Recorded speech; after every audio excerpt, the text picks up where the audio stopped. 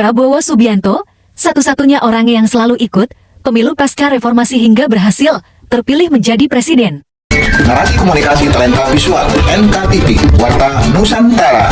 Update media sosial terpercaya, sajikan info-info terkini.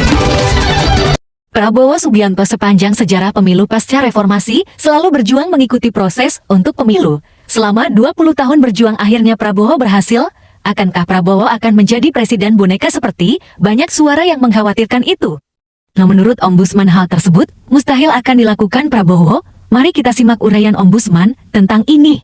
Menurut hemat saya, Prabowo tidak akan mungkin bersedia menjadi presiden boneka. Tentu ada yang bertanya, bagaimana mungkin? Sementara ketika menjadi presiden, ia banyak dibantu oleh presiden sebelumnya, Joko Widodo. Tentu ada semacam utang budi di situ, dan atas nama balas budi, boleh jadi Prabowo akan mengikuti apapun yang Jokowi mau.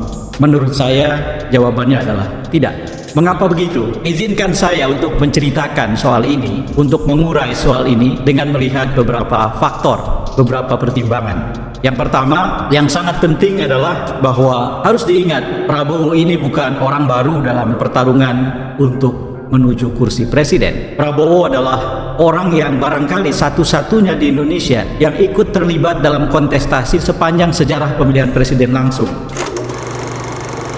Presiden terpilih Prabowo saat ini adalah orang yang pada tahun 2003 mengikuti konvensi Partai Golkar ketika partai itu memilih bakal calon presidennya, tetapi ia gagal.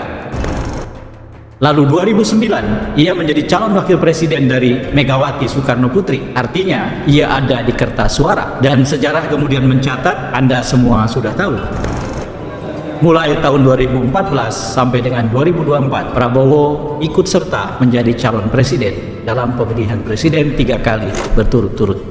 Ini perjalanan yang tidak pendek, kalau dihitung lebih dari 20 tahun hingga akhirnya Prabowo bisa meraih jabatan presiden itu.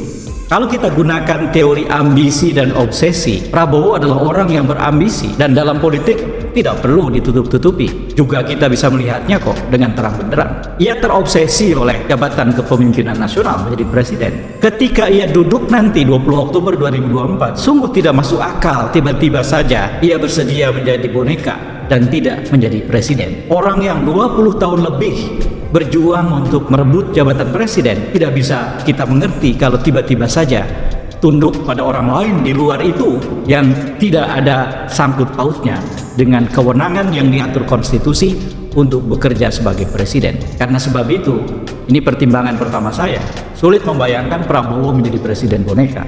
Dia ingin menjadi presiden sesungguhnya, dan perjalanan lebih dari 20 tahun itu sudah dengan tegas menunjukkan bahwa Prabowo memang ingin mengendalikan kekuasaan dan tidak masuk akal tiba-tiba ia bersedia dikendalikan. Itu yang pertama.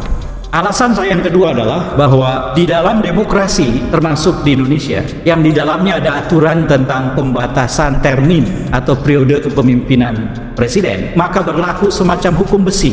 Periode pertama adalah periode mematut diri untuk bekerja sebaik mungkin, menampilkan identitas, citra, dan integritas yang terjaga, yang kemudian sangat berguna untuk membuatnya punya peluang terpilih kembali dalam pemilihan presiden berikutnya. Periode pertama adalah periode menjadi presiden yang baik-baik, periode menjadi presiden yang efektif, periode menjadi presiden untuk rakyat yang kemudian nanti bisa diolah presiden yang diinginkan kembali oleh para pemilih. Sulit membayangkan Prabowo bisa memadukan dirinya sebagai boneka dengan presiden yang patut dipilih kembali 2029. Dengan cara berpikir itu, saya membayangkan Prabowo akan bekerja sebagai presiden, mati-matian dia hingga titik keringat dan darah yang terakhir, menjadi orang yang dicintai orang Indonesia untuk kemudian dengan mudah terpilih kembali di 2029. Soal berhasil atau gagal, soal lain, tetapi ia akan ikhtiar sekuatnya untuk itu. Menjadi presiden boneka buat orang seperti Prabowo yang sedang memimpin dalam periode pertamanya tidak masuk akal di mata saya. Lalu saudara-saudara, ada sebab lain yang juga penting. Ini masih berkaitan dengan soal yang pertama dan kedua, bahwa ia sejak lama memang berambisi dan terobsesi mengendalikan kekuasaan dengan menjadi presiden, dan ia harus mengelola kepemimpinan periode pertamanya dengan baik.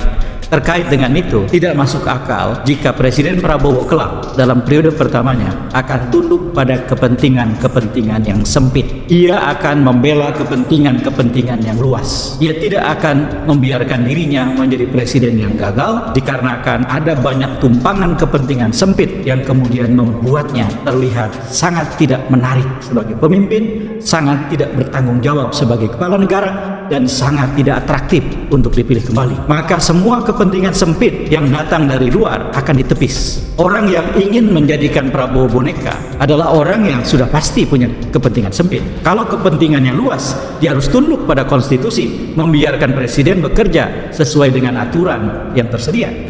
Ia tidak perlu menitipkan kepentingannya untuk anaknya, untuk keluarganya, untuk kerabatnya, untuk kepentingan bisnisnya, untuk oligarki yang sedang dia bangun, dan seterusnya, yang seluruhnya adalah sempit. Ketika kemudian kepentingan-kepentingan sempit itu dititipkan, logika dan akal sehat menurut saya menjelaskan Presiden Prabowo tidak akan bersedia, akan menampiknya. Itu alasan saya yang berikutnya.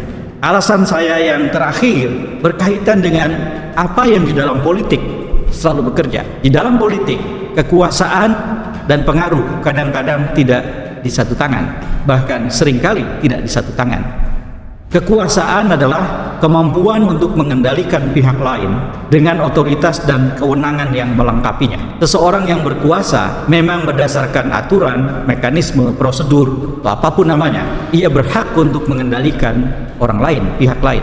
Dia berhak untuk membuat aturan, dia berhak atau berwenang untuk memberikan sanksi. Itulah kekuasaan. Pengaruh tidak. Pengaruh adalah kemampuan mempengaruhi orang lain, kadang-kadang pada tingkat mengendalikan orang lain. Tetapi seorang yang berpengaruh tidak punya kewenangan, karena itu disebut pengaruh. Seorang tokoh agama seperti kiai misalnya atau pendeta punya pengaruh untuk membuat orang melakukan sesuatu di dalam konteks sosial, pemerintahan atau ekonomi. Tetapi mereka tidak punya kewenangan seperti orang yang berkuasa. Jokowi adalah pemilik pengaruh setelah 20 Oktober. Prabowo adalah pemilik kekuasaan.